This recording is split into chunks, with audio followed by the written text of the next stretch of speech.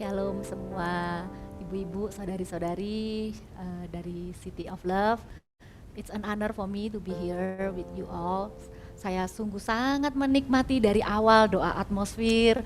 Ada sebuah kelebihan dari gereja ini. Gereja ini benar-benar adalah gereja yang berdoa. Saya juga sangat menikmati pujian penyembahan dari lagu praise sampai worship sampai doa syafaat. Thank you sudah berdoa untuk kami juga. Untuk saya secara pribadi juga thank you. Mari kita satukan hati di dalam doa sekali lagi sebelum mendengarkan firman Tuhan. Allah Roh Kudus, Kau hadir di tengah-tengah kami. Urapi pertemuan kami siang hari ini. Temukan setiap hati dari para wanita yang rindu mendekat dengan sengaja kepada Tuhan. Baik kami yang ada di rumah maupun kami yang sedang dalam pekerjaan, tapi kami haus akan Engkau. Karena itu kami bisa ikut ibadah ini. Tidak ada satupun yang sia-sia Engkau perhitungkan di hadapan-Mu ya Tuhan. Berkati, urapi hamba-Mu yang akan menyampaikan isi hati Tuhan. Roh Kudus, wahyukan setiap firman Tuhan. Lebih dari kami mendengar kata-kata manusia, kami minta Roh Kudus bicara kepada setiap kami secara pribadi satu demi satu. Di dalam nama Tuhan Yesus kami terbuka akan firman Tuhan. Biarkan firman Tuhan hari ini memerdekakan setiap kami. Firman Tuhan hari ini memberikan kekuatan buat setiap kami. Dan yang terutama, jadikan kami pelaku firman. Setelah kami datang mendekat kepadamu, kami mendengarkan suaramu. Mampukan kami untuk melakukan firman Tuhan. Sehingga kami didapati sebagai wanita-wanita yang tidak tergoyahkan, yang punya fondasi yang kuat dalam hidup kami, yaitu firman Tuhan. Di dalam nama Tuhan Yesus kami berdoa bersyukur. Haleluya. Amin. Ada sebuah quote unknown person yang mengatakannya, yaitu smart people learn from their mistakes, wise people learn from others' mistakes. Jadi kalau orang yang smart itu bisa belajar dari kesalahannya sendiri, sedangkan kalau orang yang bijaksana bisa belajar dari kesalahan orang lain. Intinya di hidup ini penuh dengan pembelajaran ya buat setiap kita. Bahkan sesuatu yang kelihatannya buruk seperti mistakes pun di dalamnya kalau kita libatkan Tuhan akan mendatangkan kebaikan dalam kehidupan setiap kita. Kalau di dalam Alkitab kita bisa lihat di 1 Korintus pasal yang 10 itu adalah bagaimana diceritakan tentang bangsa Israel ya. Israel sebagai suatu peringatan. Ada 2 ayat yang menarik di 1 Korintus 10 ini, yaitu ayat yang ke-6. Apa yang ditulis tadi itu adalah semuanya ini telah terjadi sebagai contoh bagi kita untuk memperingatkan kita supaya jangan kita menginginkan hal-hal yang jahat seperti yang mereka perbuat, yaitu bangsa Israel ya. Kemudian ayat 11, semuanya ini telah menimpa mereka sebagai contoh dan dituliskan untuk menjadi peringatan bagi kita yang hidup pada waktu di mana zaman akhir telah tiba. Jadi setiap apa yang dituliskan di Alkitab, bahkan kesalahan-kesalahan Tuhan itu dengan jujur, nggak sembunyikan, tapi tetap ditulis apa adanya di dalam Alkitab. Hari ini saya berikan sebuah tema isi hati Tuhan yang saya mau bagikan, yaitu learn from mistakes, lesson from women in the Bible. Kita akan lihat 2 wanita di dalam Alkitab yang kita bisa pelajari dari apa yang menjadi kekurangan mereka, bahkan dosa kesalahan mereka pun kita bisa ambil hikmahnya untuk kita tidak melakukan hal yang sama. Siap ya ibu-ibu juga saudari-saudari dari Women of Love. Kita lihat tokoh yang pertama adalah Marta. Ceritanya sudah nggak asing ya. Marta ini saudaranya Maria. Di dalam cerita Alkitab dikatakan Marta ini menjadi host. Kalau Alkitab bilang Marta menerima Yesus di rumahnya. Kemudian baru diceritakan Marta ini punya saudara. Jadi seharusnya dalam cerita ini yang menjadi tokoh utama harusnya adalah Marta. Tapi kemudian Tuhan Yesus malah menegur Marta dengan sebuah kalimat begini, Marta, Marta, engkau khawatir dan menyusahkan diri dengan banyak perkara. Ini adalah opini Tuhan Yesus tentang Marta. Di hadapan Tuhan yang mengenal segala isi hati, Marta ternyata didapati sebagai seorang yang khawatir dan menyusahkan diri dengan banyak perkara. Firman Tuhan katakan, mengapa engkau khawatir dan menyusahkan diri dengan banyak perkara? Apa sih yang Marta ini lakukan kok sampai Tuhan Yesus itu bisa menemukan isi hatinya Marta? Apa yang Marta lakukan sehingga teguran Tuhan kepada Marta adalah engkau khawatir dan engkau menyusahkan diri dengan banyak perkara. Kita mundur lihat di Lukas 10 ayat yang sebelumnya, ini kan tadi 41 ya. Ayat 40 berkata begini, sedang Marta sibuk sekali melayani. Ia mendekati Yesus dan berkata, Tuhan, tidakkah engkau peduli bahwa saudaraku membiarkan aku melayani seorang diri? Suruhlah dia membantu aku. Setelah Marta mengatakan hal ini kepada Tuhan Yesus, barulah Tuhan Yesus menegur dan berkata, kamu kok khawatir sih? Kamu nih kok menyusahkan diri sih dengan banyak perkara? Sebenarnya apa sih yang merupakan kekurangan Marta dalam hal ini? Apakah salah sibuk melayani? Apakah salah mengerjakan segala macam pekerjaan rumah tangga? Sibuk ya, ada Tuhan Yesus dan murid-muridnya datang ke rumah, kemudian Marta harus mempersiapkan segala sesuatu. Saya percaya bukan itu yang ditegur oleh Tuhan. Tuhan tertarik kepada isi hatinya Marta. Ada beberapa poin yang kita bisa pelajari dari ceritanya Marta. Learn from mistakes dari Marta. Yang pertama adalah be people oriented, not just task oriented. Dari Marta kita bisa melihat sebuah pelajaran berharga, bahwa ayo kita semua wanita-wanita Tuhan, kita ini diciptakan oleh Tuhan untuk multitasking, benar ya? Kita ini bisa mengerjakan banyak hal bersamaan. Satu sisi kita mikirin suami, satu sisi kita mikirin anak, apalagi kalau anak juga sudah punya keluarga, kita mikirin cucu, nggak jarang kita juga berdampak buat cucu ya. Belum lagi kita mikirin, mungkin kita juga adalah wanita karir yang punya pekerjaan, atau kita punya bisnis di rumah, belum lagi kita punya pelayanan, anak yang harus kita take care. Tuhan kasih kita karunia multitask, tapi jangan sampai di tengah-tengah pekerjaan itu kita menjadi orang yang hanya fokus kepada pekerjaan. Kita lupa bahwa yang utama di hidup ini adalah hubungan. Yang utama di hidup ini adalah people, adalah orang-orang yang di sekitar kita. Ada orang-orang yang dealing dengan kita, ada orang-orang yang bekerja bersama dengan kita. Mungkin kita punya teman kerja, kita punya suami, kita punya anak, mereka adalah orang-orang di sekitar kita. Pastikan kita menjadi orang yang orientasinya adalah kepada orang. People oriented, not just get the things done. Bukan hanya gimana caranya supaya pekerjaan ini cepat selesai, dek. Akhirnya kita mengabaikan sebenarnya apa yang utama, yaitu bagaimana perasaan orang yang melayani bersama dengan kita, bagaimana perasaan orang yang mengerjakannya bersama dengan kita. Saya punya pengalaman dalam seminggu ini, saya pun diingatkan, karena saya pun adalah orang yang bekerja, orang yang melayani gitu ya. Saya sedang memasukkan anak saya tuh karena lagi libur, anak saya perempuan 8 tahun dalam sebuah les. Dan les-lesan ini memang les yang membutuhkan satu hari mengerjakan beberapa lembar soal. Ketika pulang atau saya dapat kabar di tengah-tengah, karena anak saya sedang sama umanya ya, poponya gitu ya.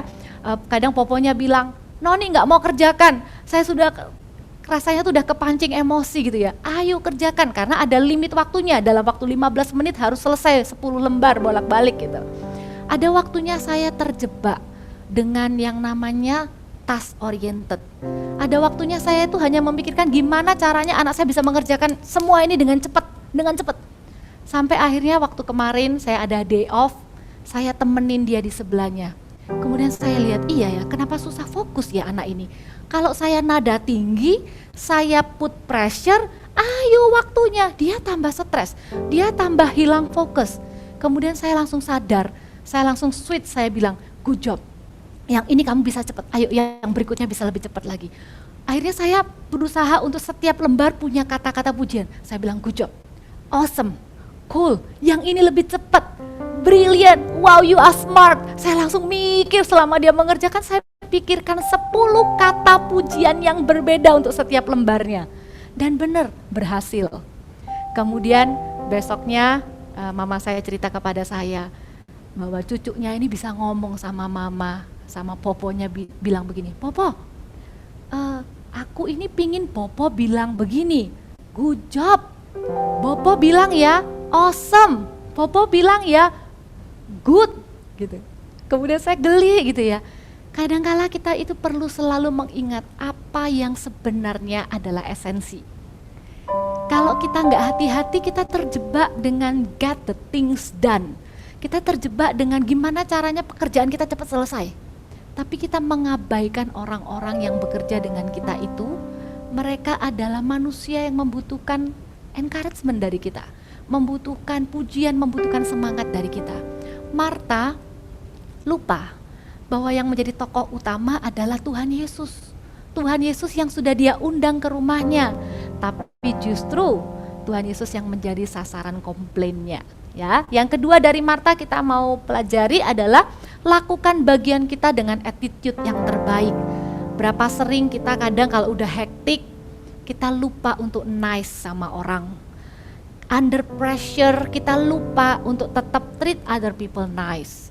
Sebagai wanita yang kuat, sebagai wanita yang punya hikmat Tuhan, kita mau belajar dari kesalahan Marta. Bukan kesibukannya yang menjadi masalah, tapi sikap hatinya yang mulai compare. Yang waktu dia sibuk dia lihat, kok enak saudariku ini Maria cuma duduk-duduk dengar-dengar Tuhan, gak bantu aku. Atau dia mulai komplain, aduh ini kok gak selesai-selesai, kok banyak sekali yang aku harus kerjakan. Ketika attitude mulai salah, maka behavior pun mulai salah. Attitude lebih dari sekedar sikap atau perilaku. Kalau di dalam kamus ya, attitude dikatakan sebagai a settled way of thinking or feeling about someone or something that is reflected in person's behavior. Attitude itu bukan hanya sebuah sikap, tapi sebuah hati dan cara berpikir terhadap sesuatu atau terhadap seseorang yang akhirnya kita ekspresikan lewat sikap dan perbuatan kita. Marta mulai menggerutu. Marta datang kepada Tuhan dengan nada yang kesal. Tuhan, tidakkah engkau peduli? Yang seharusnya Tuhan jadi tokoh utama malah jadi sasaran komplain nih. Kadangkala kita ini ya, apalagi kalau kita lagi masak, aduh kalau kita masak kita tahu rasanya panas, kita lupa kita masak ini sebenarnya untuk menyenangkan suami dan anak-anak. Tapi waktu masak kita bisa sewot, bahasanya apa, emosi dengan mereka, pergi dulu. Kemudian kita hidangkan makanan dengan muka yang muram. Itu tentu tidak akan terjadi kalau kita ingat, kalau kita belajar dari apa yang Marta lakukan. Kita tidak mau melakukan bagian kita itu dengan attitude yang salah, tapi kita lakukan apa yang jadi bagian kita itu dengan attitude yang terbaik. Amin. Dan yang ketiga yang kita bisa pelajari dari Marta adalah komunikasikan langsung tanpa perantara. Kalau saja Marta itu keselnya sama Maria, bahasa Jawanya tuh, mbok iya bantuin, mbok iya peka, aku lagi repot kok kamu enggak sensitif dikit untuk lihat dan bantu. Misalnya gak enaknya sama Maria, tentu lebih baik Marta itu langsung panggil, Maria sini bentar, boleh gak bantuin aku bentar, ini gak bakal selesai loh, I need you here. Kalau Marta langsung kepada Maria, maka teguran tentang rasa khawatir dan menyusahkan diri dengan segala perkara, banyak perkara tuh gak akan Marta terima dari Tuhan Yesus. Tapi Marta gak menegur Maria langsung. Marta pakai Tuhan Yesus. Marta minta supaya Tuhan Yesus yang tegur Maria. Ibu-ibu dan saudari-saudari, dalam kita dealing dengan orang pasti ya ada yang namanya gak enakan. Saya mau dorong lewat firman Tuhan hari ini, kita mau ambil sebuah sikap yang baik, yaitu langsung komunikasikan kepada orang yang bersangkutan. Kita nggak usah lewat orang kedua, orang ketiga kita ceritain, aku kesel banget tuh sama dia itu udah dibilangin dia yang bagian siapin ini kok dia nggak siapkan. Kalau kita sampaikan kepada orang lain, maka lebih besar lagi kesalahan yang akan muncul berikut-berikutnya. Karena bisa jadi perantara ini bukanlah orang yang tepat untuk menyampaikan kepada orang yang bersangkutan. Ayo kita ambil waktu berdoa, tentu saja kalau ada sesuatu yang perlu kita komunikasikan, ada hati yang lagi gak enakan, entah dengan keluarga ataupun dengan sesama saudara seiman, segera bereskan kepada orang yang bersangkutan, bukan kepada orang lain. Itu yang kita bisa pelajari dari Marta. Apa sih, kenapa sih Tuhan itu kelihatannya peristiwa sepele aja begini kok bisa masuk di dalam Alkitab? Pasti jawabannya adalah karena Tuhan cinta para wanita. Tuhan ingin wanita sibuk, produktif ya, tapi dengan sikap hati yang mendatangkan damai sejahtera bagi banyak orang. Bukan perfeksionis yang kemudian akhirnya marah-marah kepada banyak orang. Bukan sekedar work hard from the outside, tapi juga ada rest from the inside. Maka dikatakan kita tidak akan kehilangan bagian terbaik yang menjadi bagian kita yang gak bisa diambil daripada kita. Amin. Para wanita, saya percaya Tuhan kasih kita kemampuan untuk manage banyak hal. Pastikan kita benar-benar menjadi orang yang people oriented, bukan cuma task oriented. Kemudian kita juga bisa melakukan apa yang menjadi bagian kita dengan attitude yang terbaik. Kalau kita menunjukkan performa kerja atau performa pelayanan atau performa dalam rumah tangga, sama sekali bukan keluar dari hati yang ingin membuktikan sesuatu. Kata siapa aku gak bisa sukses, kata siapa aku gak bisa jadi somebody. Everything out of love. Saya suka banget nama gereja Anda City of Love. Ibadah Anda, hati untuk para wanita berkumpul seminggu sekalipun adalah Women of Love. Maka everything out of love. Lakukan segala sesuatu dengan kasih. Lakukan segala sesuatu keluar dari kasih, bukan keluar dari kemarahan, bukan keluar dari pembuktian diri. Sehingga Anda menjadi wanita yang shine. Anda menjadi wanita yang bersinar. Anda tidak terlihat seperti kalang kabut dan kacau dan seperti capek di dalam, ya. Kadang-kala capek luar fisik itu masih lebih mending daripada capek di dalam hati. Karena itu waktu kita bekerja, pastikan kita bekerja dengan hati yang sukacita, melayani juga dengan melayani dengan hati yang sukacita.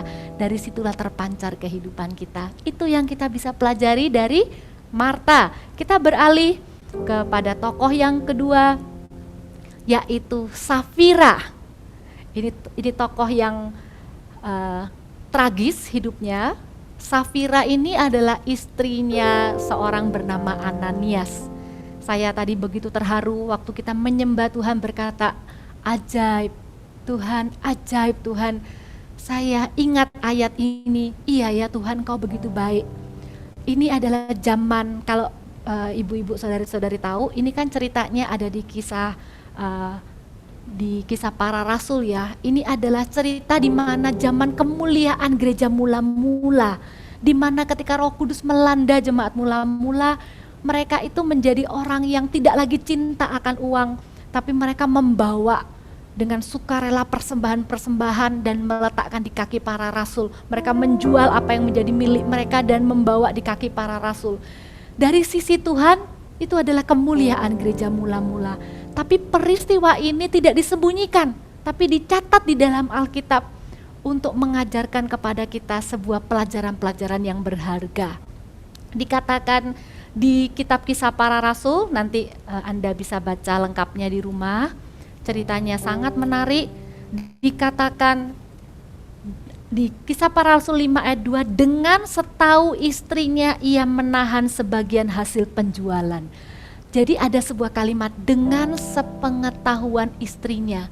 Artinya apa yang Ananias lakukan ini, Safira pun punya peranan. Ya, apa yang kita bisa pelajari dari Safira? Kita lihat ayat yang ke-9. Teguran Petrus kepada Safira adalah begini, mengapa kamu berdua sepakat untuk mencobai Roh Tuhan? Kalau kepada suaminya Ananias, Petrus berkata, mengapa engkau merencanakan perbuatan itu di dalam hatimu? Kalau kepada Ananias, langsung ditegur sikap hatinya yang salah, niat jahatnya yang salah. Tapi kepada Safira ditegur begini, mengapa kamu berdua sepakat untuk mencobai Roh Tuhan? Apa yang kita bisa pelajari dari cerita Ananias dan Safira, khususnya kalau kita ambil peranan dari seorang wanita yang bernama Safira ini, kita menemukan bahwa Tuhan itu benar-benar menjadikan kita seorang wanita adalah penolong bagi pasangan kita. Tuhan itu menciptakan kita menjadi penolong yang sepadan. Dalam hal ini bisa saya katakan Safira gagal menjadi penolong yang sepadan. Apa yang kita bisa lihat, apa yang kita bisa pelajari? Yang pertama adalah untuk kita tidak sepakat dalam hal yang salah dengan pasangan kita yang utama ataupun dengan seisi keluarga. Saya juga berbicara kalau ini adalah Anda yang belum menikah, Anda sedang dalam hubungan relationship, selalu yang menjadi doa pengcoveran kami hamba-hamba Tuhan untuk setiap pasangan, baik yang in relationship atau yang sudah lama menikah punya hubungan, yaitu agar setiap pasangan pria dan wanita tidak pernah sepakat dalam hal yang salah. Karena kuasa sepakat itu besar. Kalau orang bisa sepakat berdoa, mujizat terjadi. Demikian juga ketika ada dua orang sepakat dalam hal yang salah, maka sesuatu yang jahat pun juga bisa terjadi. Dalam hal ini sebenarnya Tuhan bisa pakai Safira. Karena itu dituliskan di ayatnya dengan sepengetahuan istrinya. Ada sebuah pesan yang Tuhan mau sampaikan untuk para wanita. Untuk kita menjadi rem, untuk kita menjadi penjaga, untuk kita menjadi pengingat, untuk kita menjadi penolong yang kuat dan sepadan bagi pasangan kita. Saya sedikit berimajinasi, iya ya, kalau seandainya Safira bisa menjadi wanita yang punya prinsip dalam kehidupannya. Itu yang kedua yang kita mau pelajari ya, supaya kita bisa tidak sepakat dalam hal yang salah. Setiap wanita harus menjadi wanita yang punya prinsip dalam kehidupannya. Wanita yang bukan cuman ikut arus kanan dan kiri. Wanita yang bukan hanya ikut suara terbanyak, keluarga bilang apa suara terbanyak, teman-teman sukanya apa, tapi kita punya prinsip, yaitu firman Tuhan. Kalau Safira punya prinsip, yaitu misalnya jujur dalam hal keuangan, jujur dalam hal persembahan ataupun persepuluhan, jujur dalam hal beribadah kepada Tuhan. Kalau Safira adalah wanita yang punya prinsip, ketika suaminya punya rencana jahat untuk berkata, iya aku tahan sebagian, terus kita bilang ini semuanya supaya kita dapat pujian, supaya kita dapat kehormatan dari orang-orang. Kadang itu pride-nya laki-laki ya, pengen kelihatan baik di depan orang, tapi ketika mulai kompromi sesuatu yang salah, maka disinilah peran wanita untuk dengan lemah lembut mengingatkan. Wanita tidak ikut di dalam rencana yang salah, tapi berani berdiri di dalam prinsip. Safira mengajarkan kepada kita bahwa kita bisa menjadi tidak sepakat dalam hal yang salah. Salah satu contoh yang sederhana adalah ketika di rumah, siapa sih kalau pasangan suami istri nggak ada argue ya, atau orang yang sedang pacaran pun ada masanya, fase-fase di mana nggak enakan, kemudian berdebat. Bisa jadi ada yang satu yang emosi, kemudian mulai menyalahkan. Aduh, rasanya telinga ini nggak enak mendengarnya dan ingin membela diri. Salah satu tips praktis atau firman Tuhan yang bisa dilakukan adalah ketika salah satu marah, yang satu belajar menahan diri, lebih sabar, hanya supaya berdua tidak sepakat dalam hal yang salah. Gak dua-dua meledak dalam emosi, gak dua-dua marah dan meledak. Dan titip ya, saya sebagai seorang gembala anak juga, salah satu kerinduan hati anak-anak adalah mereka itu sedih dan takut kalau melihat papa dan mamanya bertengkar. Saya puji Tuhan, saya bertumbuh walaupun keluarga saya gak sempurna, tapi saya punya sebuah teladan. Saya tidak pernah melihat papa dan mama saya bertengkar. Bukan berarti mereka tidak ada masalah. Yang selalu meledak-ledak adalah papa saya. Tapi mama saya menunjukkan sebuah teladan. Ketika papa marah, mama pasti akan diam.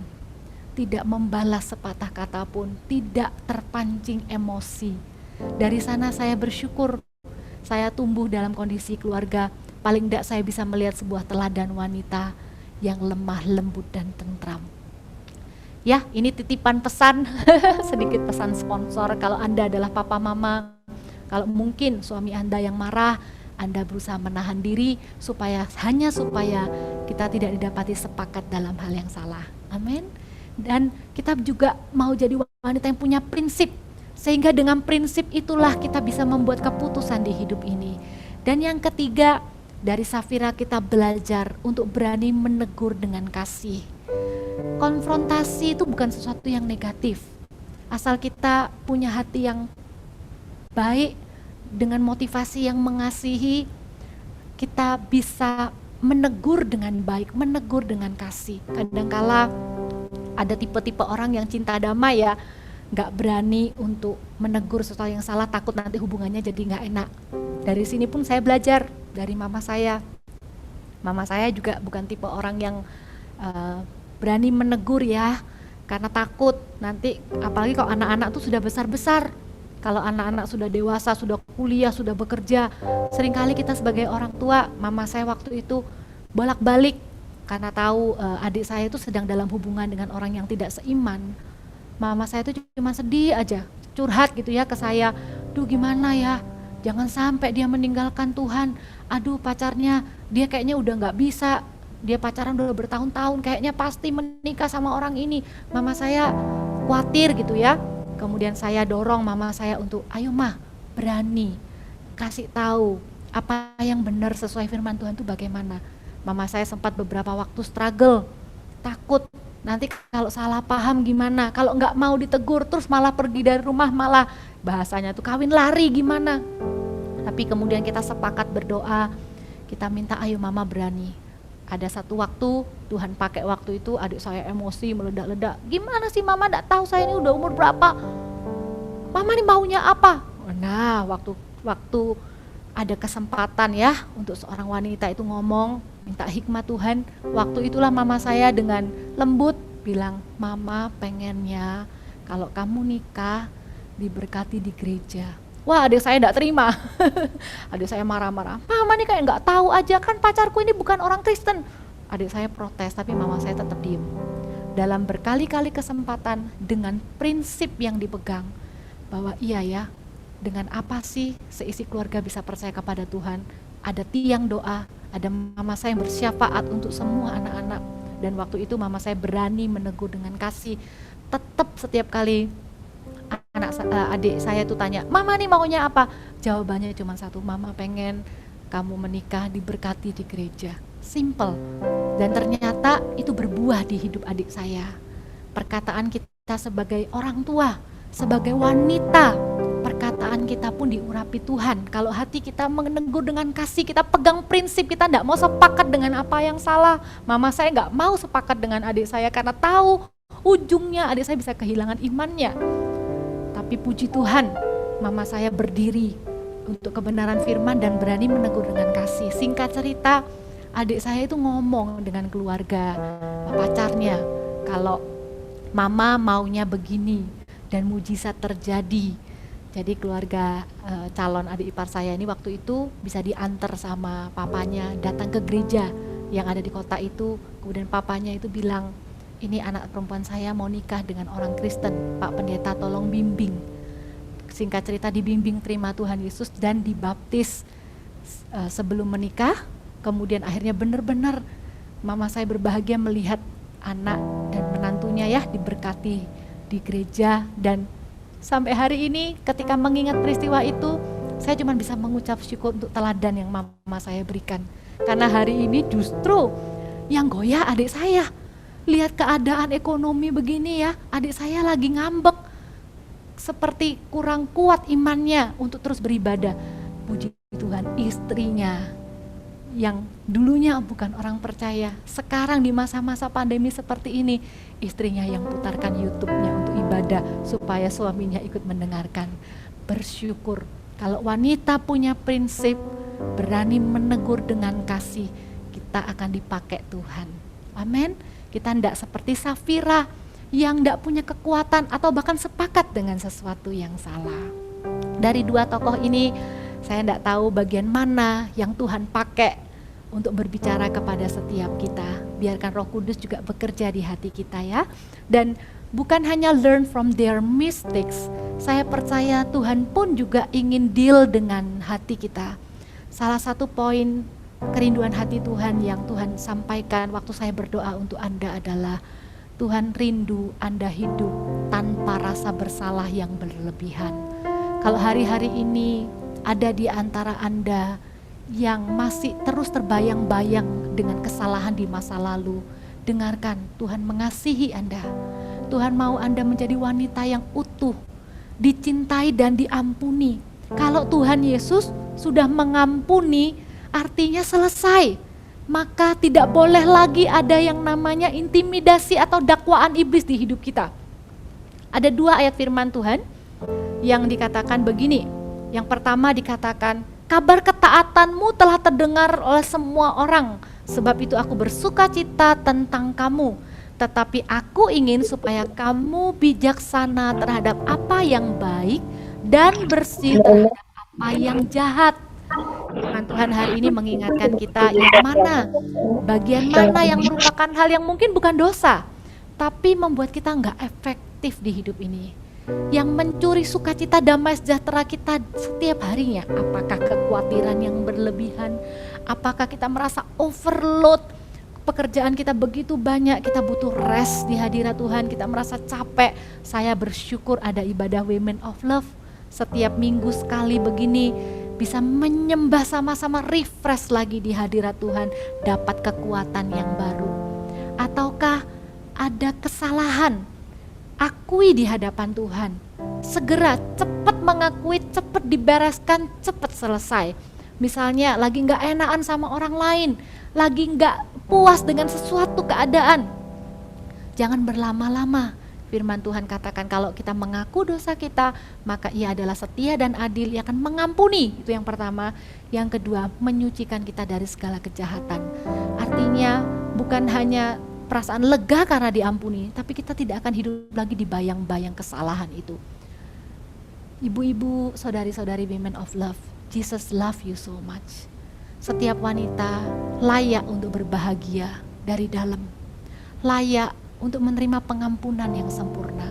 Saya tutup dengan 1 ayat terakhir di Wahyu 12 ayat 10-11a. Ini akan terjadi di akhir zaman ya.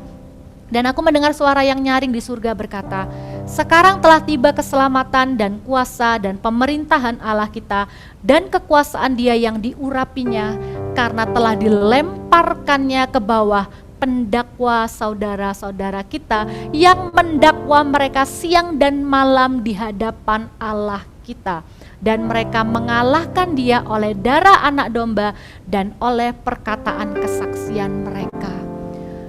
Teguran Roh Kudus itu beda dengan intimidasi iblis. Ibu-ibu, saudari-saudari, kalau itu adalah teguran Roh Kudus, pasti akan membawa kita tuh lebih dekat kepada Tuhan. Apapun yang terjadi, kita itu tidak merasa malu untuk datang kepada Tuhan. Justru apa adanya kita datang, mungkin kita khawatir, mungkin kita iri, mungkin kita sudah sempat merasa melakukan sesuatu yang jahat atau apapun itu, kita datang kepada Tuhan, Tuhan itu akan mengampuni dan membuat kita lebih baik. Tapi kalau intimidasi atau dakwaan itu akan membuat kita jauh dari Tuhan. Firman Tuhan katakan pendakwa-pendakwa itu satu hari akan dilemparkan ke api. Mereka yang mendakwa kita siang dan malam itu akan di-silent. Mereka tidak akan lagi punya hak di hidup kita. Kita akan mengalahkan setiap pikiran yang bukan dari Tuhan. Kita akan mengalahkan setiap serangan-serangan itu dengan 2. Yang pertama dengan kuasa darah anak domba Allah yang memampukan kita, menyucikan kita. Dan yang kedua adalah dengan kesaksian kita. Wanita yang ditulis di Alkitab setragis Safira pun, Tuhan tidak izinkan kematiannya lewat begitu aja. Kematian Safira pun dipakai oleh Tuhan menjadi kesaksian supaya kita tidak mengulang apa yang salah. Apalagi kita, wanita-wanita yang dikasihi oleh Tuhan. Kita move on dari kesalahan kita. Justru ini waktunya Tuhan akan memakai setiap kita bersaksi. Ini adalah season di mana banyak orang lebih banyak mendengar hal yang negatif. Benar ya? Ini adalah season di mana orang lebih banyak tergoda untuk menjadi takut dan khawatir. Mari bangkit wanita-wanita Women of Love. Perkataan Anda ditunggu oleh orang-orang yang belum mengenal Tuhan di luar sana. Perkataan Anda ditunggu oleh keluarga Anda. Biarkan bukan guilty feeling yang ada, tapi kesaksian. Seorang wanita di dalam Alkitab yang sudah berzina berkali-kali, ketika ketemu dengan Tuhan Yesus, ujungnya adalah wanita ini menjadi orang yang bersaksi. Seseorang yang bisa belajar dari kesalahan, baik itu kesalahan orang lain ataupun kesalahan dirinya sendiri, akan dipakai oleh Tuhan menjadi saksi yang luar biasa. Saya berdoa hari ini apapun yang Anda alami, Anda bisa menemukan kekuatan dari dalamnya. Anda tidak mendengarkan intimidasi-intimidasi yang menarik Anda lemah, kalah, merasa tidak layak. Tapi justru ini waktunya Anda bersinar bagi Tuhan. Karena kesalahan kita sudah diampuni, Tuhan sudah berikan hikmat untuk kita tidak terjebak dalam kesalahan yang dilakukan wanita-wanita di dalam Alkitab. Ini waktunya kita bersinar, menjadi saksi buat banyak orang. Amin. Amin. Kita akan nyanyikan sebuah lagu, kita masuk dalam penyembahan. Kita mau bawa hati kita hari ini, apapun kondisi hati kita siang hari ini, kesibukan apapun, ambil waktu selah sebentar di hadirat Tuhan. Nyanyikan lagu ini sebagai doa kita. Ajarku untuk mengerti jalan-jalan-Mu Tuhan. Ajarku untuk mengerti rencana-Mu di hidupku. Sekalipun ku berjalan dalam lembah yang gelap, ku tahu pasti Engkau besertaku. Ajarku untuk bersyukur dalam segala keadaan. Ajarku merasakan kasih-Mu yang sempurna. Sekalipun banyak hal yang takkan ku pahami, namun ku tetap percaya Kau setia. Jalan-Mu adil dan benar, rencana-Mu sungguh sempurna. Gunung batuku yang tak akan goyah. Kau memegang hari esokku dan menuntun setiap jalanku. Bersama-Mu ku tak akan goyah. Kita nyanyikan lagi dari awal.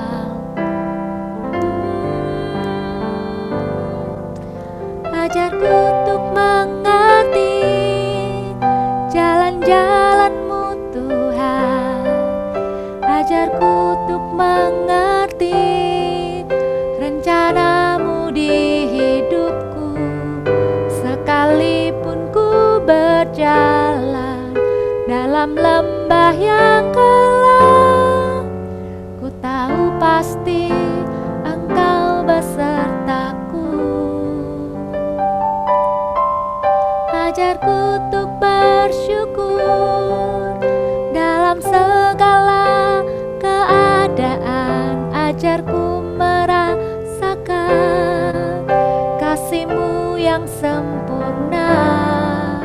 Sekalipun banyak hal yang takkan ku pahami, namun ku tetap percaya Kau setia.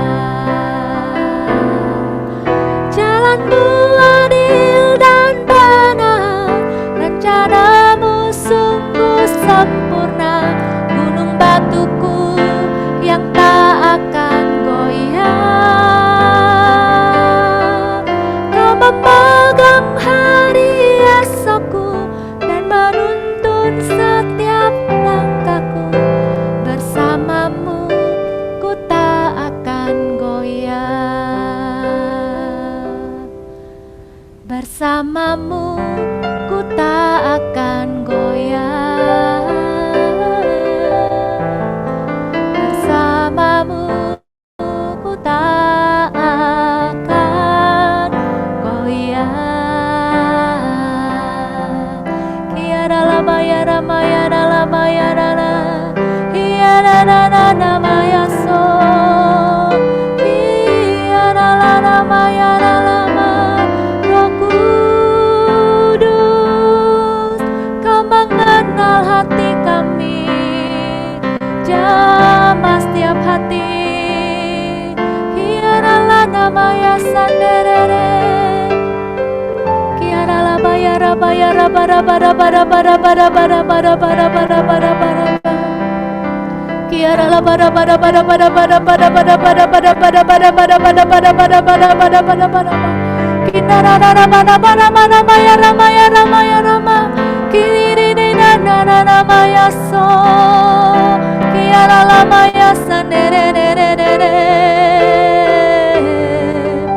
Tuhan, namamu berdoa siang hari ini Tuhan, kau tilik setiap hati dari setiap wanita Women of Love siang hari ini Tuhan.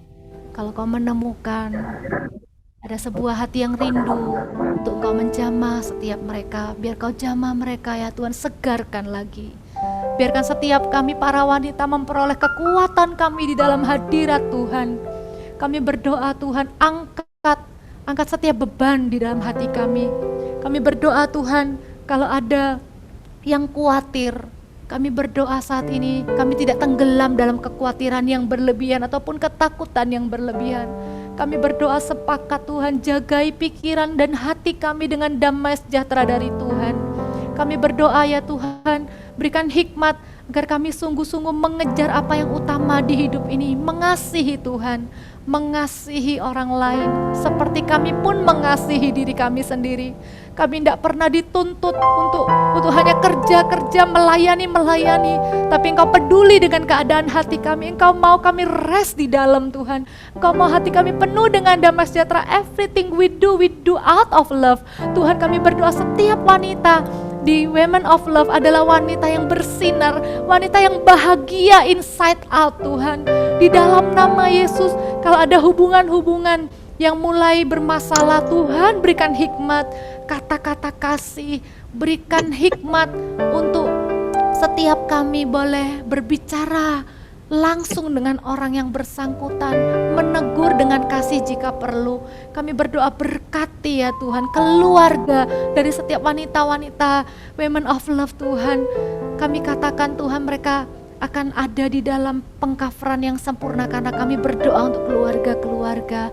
Kami juga berdoa jadikan setiap kami saksi-saksi di akhir zaman. Lewat perkataan kami akan memberikan semangat kepada yang letih lesu. Kami akan menghiburkan mereka yang patah semangat. Kami akan bernubuat bagi mereka yang sakit. Di dalam nama Tuhan Yesus, kami melepaskan berkat untuk gereja City of Love. Sungguh-sungguh gereja ini akan menjadi gereja yang berdampak Tuhan. Mungkin ibadahnya boleh online, tapi tidak ada jarak dalam hadirat Tuhan. Tuhan tambahkan dengan jiwa-jiwa baru.